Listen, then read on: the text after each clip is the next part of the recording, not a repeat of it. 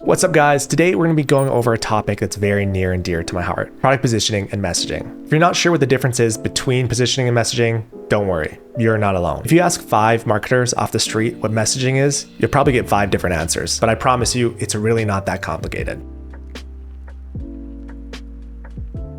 You can think of positioning, messaging, and copy as a pyramid. Positioning at the bottom, messaging in the middle, and copy at the very top. Positioning is the strategic foundation that defines and differentiates your product in the marketplace. It's what your product does and who it's for. I made a video going over the fundamentals of positioning for products, which if you're interested in, you can check it out in the description of this video. Now, when it comes to messaging, it's the key points, value propositions, and arguments that you want to communicate about your product. Now, you're probably wondering, is messaging the same as copy? The simple answer is no. The terms are often used interchangeably, which is where much of the confusion stems from. The difference between the two is that messaging is what you say, while copy is how you say it. Copy is the actual words, tone, and style used to express messaging. It's how you articulate your key messages, and it's adaptable across different marketing channels like print, website, social, and paid ads. To compare the difference between the two, take a look at this example between a message and its copy. A message, for example, could be a purpose-built banking platform for independent contractors and solopreneurs, while the copy would be all-in-one banking for the self-employed. To be honest though, sometimes messaging and copy can look quite similar, which only adds to the confusion. This happens when the messaging that you create is already 90% of the way there to copy. It's not a mistake, it's just something that naturally happens as you write. Let's look at another more in-depth example to compare messaging and copy. The message could be, our platform automatically organizes expenses based on their merchant category, while proactively monitoring for write-off opportunities. The copy for this could be automatic expense tracking. With every swipe of your card, we'll categorize your expense and look for write-offs. You can see while the message might be more detailed, it's too in-depth and not going to be effective copy for a website. Again, messaging is what you say, while copy is how you say it. Hopefully this clears up the confusion around messaging and copy once and for all. A man can dream, at least. So, why do we even bother to make positioning and messaging? Let's start with product positioning. Product positioning is the strategy behind what we're selling and who we're selling it to. It helps your company align on how a product should be marketed, defining features, benefits, target audience, pain points and needs, unique selling points, and competitive insights, so you have the most relevant, compelling value proposition possible. With product positioning in hand, you'll be much more confident about what you want to say, which is where messaging comes in. Product messaging has a number of benefits. First, it provides a helpful constraint.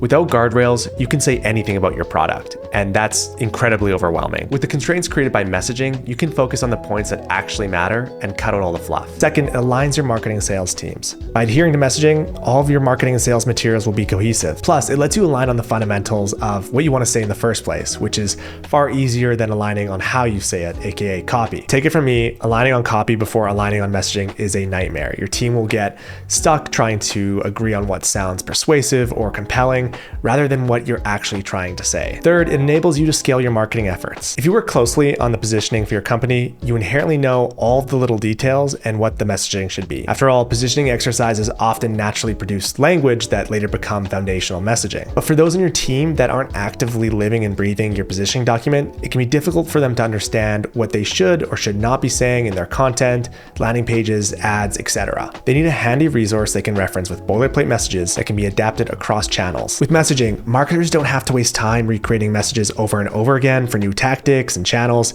and leaders don't have to waste time reviewing and reapproving things. By the way, if you find this content useful, please like and subscribe and hit the notification bell. It's a huge help to the channel and will help me make more content just like this. You can draft messaging with Google Docs or Notion, but to be honest, I find this method a bit too ephemeral and open-ended. When it comes to messaging, I find it's always better to have constraints, which is why I use a slide deck. It's also much more interesting for your team to consume than a wall of text. My deck template can be adapted for products or features, but in this example, I'll focus on a feature. Starting off with the title slide, I give a brief description of the feature and what tier it is. Tier 1 being the biggest type of feature launch. You can use whatever works for you. I then give an overview of what the product does and who it's for, highlighting the feature's capabilities, unique selling points, the target audience's pain points and goals, and lastly, the ICP, the ideal customer profile that the target audience falls under. Next, I go over capabilities with a visual of the product to help ground team members, and then we look at the target audience and their pain points and goals more in depth. We move on to competitive insights, opportunities and threats in regards to direct and indirect competitors, before arriving finally at messaging, the key messages we want to communicate to our audience. Sure, technically I guess you could just have one slide with key messages, but all of the previous slides provide vital context to team members that help them better understand the feature and empathize with the customer. This deck format also helps me as a product marketer stay focused on the building blocks to effective messaging. Skipping over any of these slides is a recipe for disaster. Now, how do we make good messaging? Good messaging to me relies on the 3 highs: high relevance, high opinionatedness, and high outcomes. At its core, good messaging says something highly relevant to a specific audience. You want your target audience to be nodding their head as they're reading along, as if you're speaking directly to them about their problems and their needs. The broader you go with your messaging, the more watered down it becomes, and the less likely it is to resonate with people. When it comes to messaging, you really can't be everything for everyone. Good messaging is also highly opinionated. Your unique point of view or perspective should shine through as much as possible. If your messaging could be mistaken for competitors, it isn't opinionated enough and will blend in with the rest of the crowd. Last, good messaging promises high outcomes, hard claims with meaningful ROI, data, and proof points that justify your solution. These are specific and factual statements about the outcomes from using your product, with concrete evidence backing it up. Think things like reducing your costs by 50% or speeding up a process by 2x.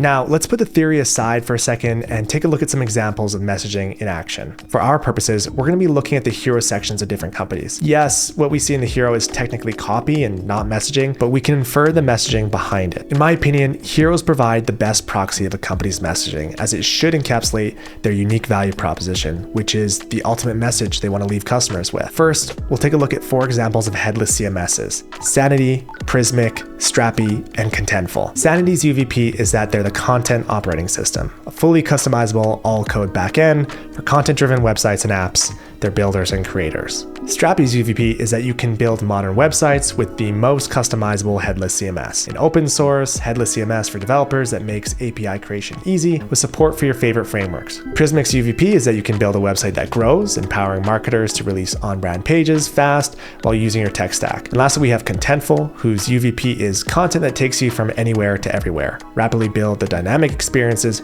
your customers crave. So what do we think?